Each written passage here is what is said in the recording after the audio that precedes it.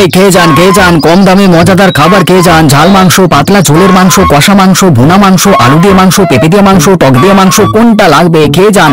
এত কমে ভালো খাবার কোথাও পাবেন না। গরম চা, ভাত খাওয়ার পরে কে গরম চা খাবেন? চলে আসেন, ঘোড়ার ঘাট হোটেলে চলে আসেন।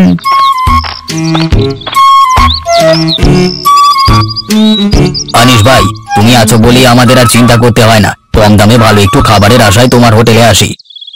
আমিও তো সবসময় চেষ্টা করি তোমাদের ভালো খাওয়াতে। এখন বসে পড়ো, আমি খাবার আনছি।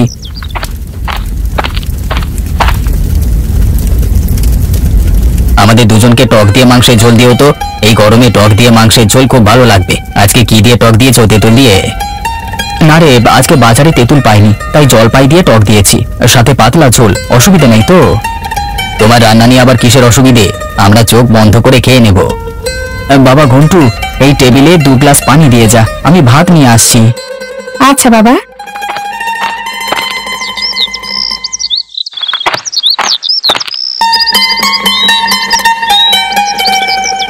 আনিস ভাই, দারুণ হয়েছে গো, দারুণ। আর একটু ঝোল নিয়ে আসি। তুমি যা ঝোল দিয়েছো তার মধ্যে তো সাঁতার কাটা যাবে, আর লাগবেই না ভাই, ধন্যবাদ।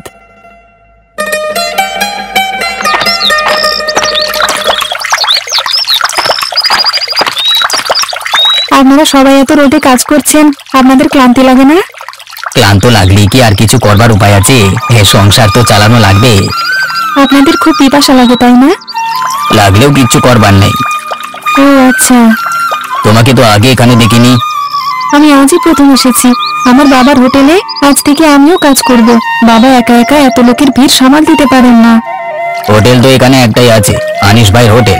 তুমি কি তার ছেলে নাকি? হ্যাঁ, আমি তারই ছেলে। ঘাটের কাছাকাছি বলতে তোমার বাবার হোটেলটাই আছে, এখানেই আমরা সবাই খাই। খাবারের মানও ভালো, সাথে দামেও কম। পানি পিপাসা লাগলে হোটেলে চলে আসবেন, পানি খেয়ে যাবেন কেমন? হোটেলে যেতেও তো কিছু সময় লাগে তাই না? এইটুকু সময়ে লোকজন অন্য নৌকাতে করে চলে যায়, তাতে তো আমার লোকসান হয়ে যায়। আপনার নৌকায় পানি রাখবার জায়গা নেই বুঝি? তা থাকবে না কেন? এত গরমে আগুনের মতো পানি হয়ে যায়, আগুন খেয়ে মরবো নাকি? আচ্ছা, দেখি আপনাদের জন্য কিছু করতে পারি কিনা। আচ্ছা দেখো, কিছু করলে তো উপকার হতো।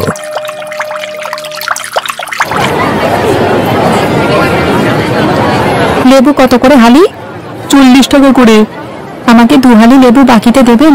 লেবু শরবত বানিয়ে বিক্রি করে আপনার টাকা পরিশোধ করে দেব। আচ্ছা, বিক্রি করে না হয় পরিশোধ করে দিও। লেবু শরবত খেয়ে যান, লেবু শরবত খেয়ে যান।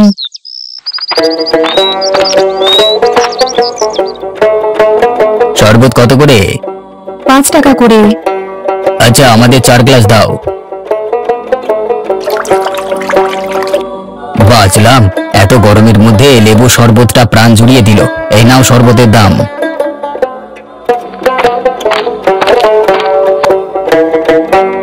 শরবত দাও তো 2 গ্লাস।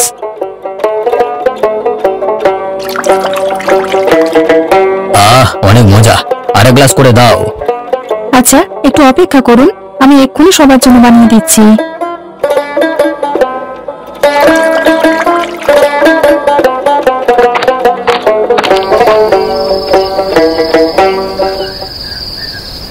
কি গো, আজ প্রথম দিন ছেলেকে নিয়ে গেলে, বেচা বিক্রি ভালো হয়েছে তো?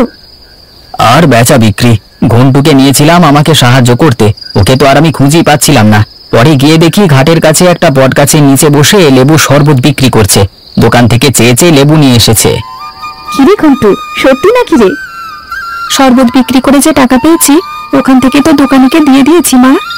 আমি তো তোকে পাঠিয়েছিলাম তোর বাবাকে সাহায্য করতে, তা না করে তুই শরবত বিক্রি শুরু করেছিলি কেন? মা, মাঝিরা এই রোদে খুব কষ্ট পাচ্ছিল, তাই তাদের জন্য একটু ঠান্ডা পানির ব্যবস্থা করতে চেয়েছিলাম আমি। তা তো ঠিক আছে, কিন্তু বাবাকে বলে যাবি না? বাবার চিন্তা হয় না বুঝি? আমি বুঝতে পারিনি মা। এখন থেকে হোটেল ছেড়ে কোথাও যেতে চাইলে বাবাকে বলে যাবি হোটেলের কাজ হচ্ছে আগে, তারপরে যদি বাবা অনুমতি দেয় তাহলে অন্য কাজ করবি। মনে থাকবে আমার কথা? হ্যাঁ মা, মনে থাকবে। আচ্ছা, খেয়ে নে, খুব সকাল করে তো আবার দুজনকেই বাজারে যেতে হবে। এখন থেকে সব মাংস কেটে ধুয়ে পরিষ্কার করে তুমি গুছিয়ে দেবে। আমি হোটেলে গিয়ে শুধু রান্না করব, তাহলে রান্নাটা তাড়াতাড়ি হয়ে যাবে, বুঝলে? এটা তো খুব ভালো কথা বলেছো, এই কথা আগে কোনোদিন আমার মাথায় আসলো না কেন?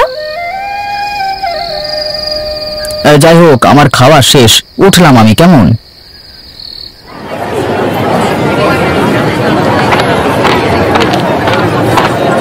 আনিস ভাই, আজ খুব সকাল করে এসে গেছো যে।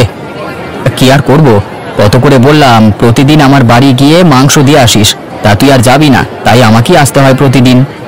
বুঝতেই তো পারছো একা সব সামলাতে হয়, ইচ্ছে হলেও যেতে পারি না। তা আজকেও কি 10 কেজি দেবো? না না, আজকে 15 কেজি দিস, আজ বেশি লাগবে।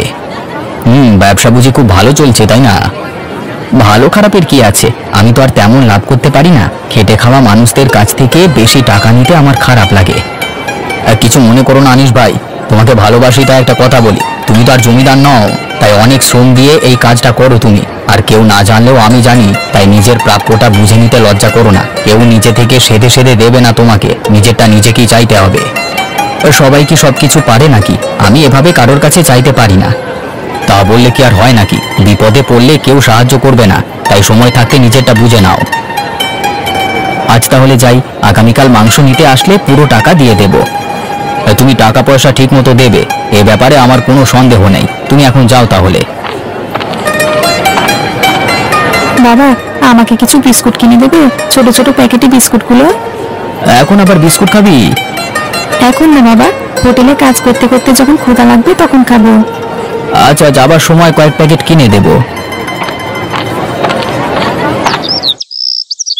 এই খেয়ে যান, কম দামে মজাদার মজাদার খাবার খেয়ে যান। ঝাল মাংস, পাতলা ঝোলের মাংস, কষা মাংস, ভুনা মাংস, আলু দিয়ে মাংস, পেঁপে দিয়ে মাংস, টক দিয়ে মাংস, কার কোনটা লাগবে খেয়ে যান। এত কমে ভালো খাবার কোথাও পাবেন না। খেয়ে যান।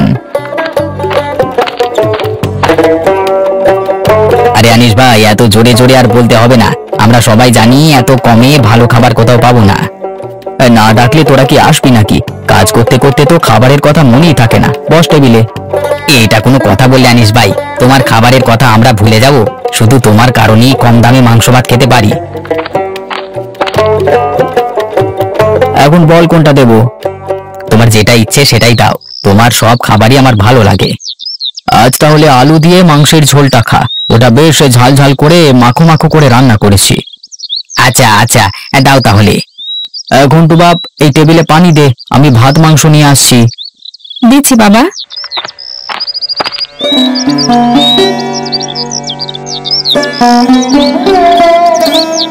বাবা, একটু ঘুরে আসি বাইরে থেকে। আবার কোথায় যাবি এখন? দূরে যাব না বাবা, ঘাটের কাছেই থাকবো। যা, তাড়াতাড়ি আসিস কিন্তু কেমন? তাড়াতাড়ি আসবো। কার কার পানি পিপাসা পেয়েছে তারা চলে আসুন আমার কাছে। ঠান্ডা পানি দিয়ে লেবুর শরবত খান, সাথে আছে মজাদার বিস্কুট।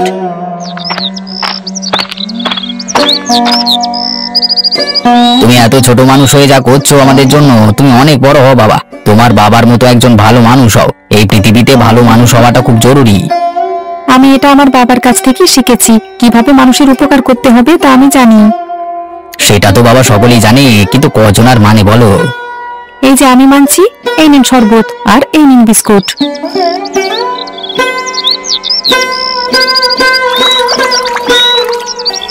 কাজ করতে করতে আপনাদের তো ক্ষুধাও লেগে যায় তাই না? তাই শরবতের পাশাপাশি আজকে বিস্কুটও এনেছি। ভালো হয়েছে না? তৃষ্ণা ও ক্ষুধা নিবারণের জন্য লেবুর শরবতের পাশাপাশি বিস্কুটও পাবেন এখান থেকে। বেঁচে থাকো বাবা।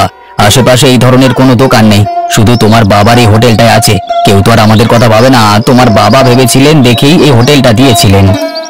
আপনারা আমাকে বলবেন আপনাদের আর কি কি অসুবিধা আছে, বাবাকে বলে দেখবো আপনাদের জন্য কিছু করা যায় কিনা। ঠিক আছে ঘন্টু বাবা, এখন আমরা গেলাম কেমন? আচ্ছা যান।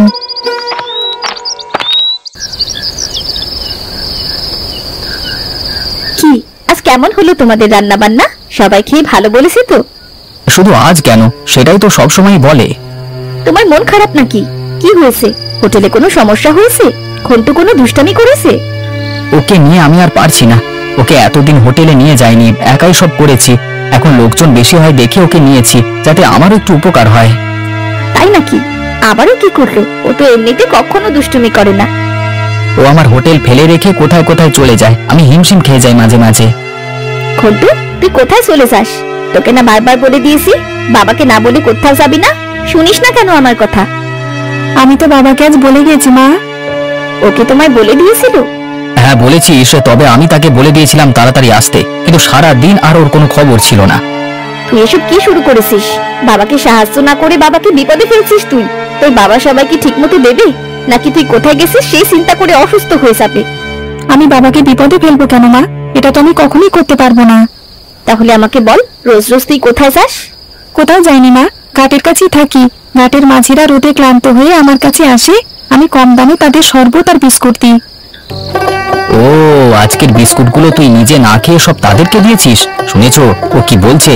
আমি তো অবাক হয়ে যাচ্ছি, এটুকু বয়সে ও এসব কি করছে? কিভাবে আসলো ওর এই বুদ্ধি মাথায়? বাবা, সবার কথা তো ভাবছিস, তাহলে বাবার কথাটা ভাবছিস না কেন? কেন বুঝছিস না যে বাবার একা কষ্ট হয় এসব করতে? আর হবে না বাবা এমনটা। আর হবে না বাবা এমনটা? একটু পরেই তো এই কথাটা ভুলে যাবি। ওই ঘাটের কাছে গেলে বাবাকে আর চিনবি না। তুই এমন হলি কেন রে? আমি তো ভেবেই পাচ্ছি না। আমিও বুঝতে পেরেছি ও এমন করছে কেন। কি বুঝলে তুমি? ওর বাবার মতোই হয়েছে। মানে বুঝিয়ে বলো তো যা বলতে চাইছো। তোমার পরোপকারী স্বভাবটা তোমার ছেলে পেয়েছে। দেখো, ওই ঘাটে তোমার হোটেল ছাড়া আর কোনো হোটেল নেই। তুমি ইচ্ছে করে আরো বেশি দামে বিক্রি করে লাভ করতে পারো। হোটেলের কাজের জন্য 2-3 জন লোক রাখতে পারো, কিন্তু তুমি সেটা করো না। এসবের সাথে ঘুন্টুর কি সম্পর্ক? তুমি যে পরিমাণ লাভ করো ওই টাকা দিয়ে টেনে টুনেই আমাদের সংসার চলে। তোমার জায়গায় অন্য কেউ হলে এতদিনে একটা বাড়ি করে ফেলতো। নেহাত ওই জায়গাটা ভালো না, তার উপর গ্রাম থেকে অনেক দূরে, তাই কেউ ওখানে হোটেলও দেয়নি। পরিষ্কার করে বলো তো তুমি। নিজের সুখের কথা না ভেবে অন্যের উপকার করে যাচ্ছ। নিজের হাতে বাজার, রান্না, পরিবেশন, তারপর হাড়ি পাতিল ধোয়া। টাকার অভাবে একটা ছেলেও রাখতে পারছো না, আর লোকজন তোমার এই কাজের বাহবা দিচ্ছে নিজের স্বার্থে। কেউ কখনো বলেছে, কেউ ভেবেছে তোমার কষ্ট? থাকবো, মানুষের উপকার করতে আমার ভালো লাগে, তাই করি। কয়জন এটা করতে পারে বলো? অনেক তো সামর্থ্য আছে, কিন্তু করবার মন নেই। তোমার ছেলেও তোমার এই গুণটাই পেয়েছে। আমার কষ্ট হবার পরেও আমি যেমন তোমার একটা গুণ মেনে নিয়েছি, তোমারও উচিত তোমার ছেলের গুণটা মেনে নেওয়া। তুমি একদম ঠিকই বলেছো। আমি এতদিনে বুঝতে পারিনি, মাঝে মাঝে খুব রাগ হতো ওর উপর। এখন থেকে আর রাগ করবো না। তোর যেটা ইচ্ছে হয় করিস। ইয়ে, কি মজা! কালকে তাহলে আমাকে আরো বিস্কুট কিনে দেবে। আজকে সব মিলিয়ে 100 টাকা পেয়েছি, এই টাকা দিয়ে কিনে দিও। আচ্ছা আচ্ছা, দেবক্ষণ। আচ্ছা, সবাই তো যার যার কাজ ভাগ করে নিলে। বলি, সারাদিন তো বাড়িতে আমি একাই থাকি, তোমরা সেই রাতে আসো। কাল থেকে আমাকেও সাথে নাও না, আমারও তো আর ভাল লাগে না একা বসে থাকতে। তুমি হোটেলে বসবে, ব্যাপারটা ভালো দেখাবে না। হোটেলে বসা ছাড়া আর কাজ নেই? রান্না বান্না, থালা বাসন ধোয়া, এগুলো আমি করব। খারাপ বলনি। কাল থেকে চলো তাহলে। এই দেখো, হাত খেতে খেতে ঘন্টা পার করে দিলাম। চলো সবাই তাড়াতাড়ি ঘুমিয়ে পড়ি, না হলে সকালে উঠতে পারবো না। এই খেয়ে যান, কম দামে মজাদার খাবার খেয়ে যান। ঝাল মাংস, পাতলা ঝোলের মাংস, কষা মাংস, ভুনা মাংস, আলু দিয়ে মাংস, পেঁপে দিয়ে মাংস, টক দিয়ে মাংস, কার কোনটা লাগবে? খেয়ে যান। এত কম দামে ভালো খাবার কোথাও পাবেন না। বাবা, আমি সব টেবিলে পানি দিয়ে দেবো? এখনই তো সবাই এসে যাবে তোমার ডাক শুনে। হ্যাঁ রে বাবা, পানি দিয়ে দে। আর বউ, তুমি ভেতরে যাও, মাঝিরা খেতে চলে আসবে এক্ষুনি। আচ্ছা, যাচ্ছি। দরকার হলে ডেকো আমায়। ঠিক আছে, যাও।